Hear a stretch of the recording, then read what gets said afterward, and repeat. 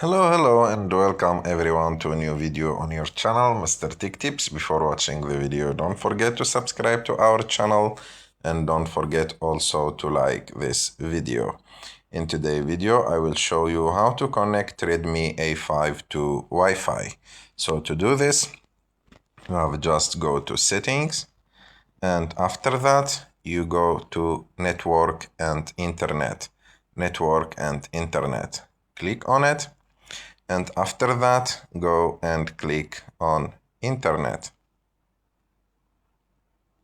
And as you can see, you can find here all the Wi-Fi networks around you.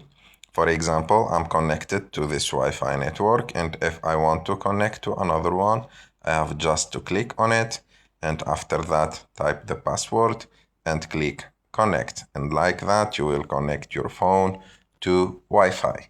I hope that you like this video. If you like this video, don't forget to subscribe to our channel to like this video, and see you in the next one.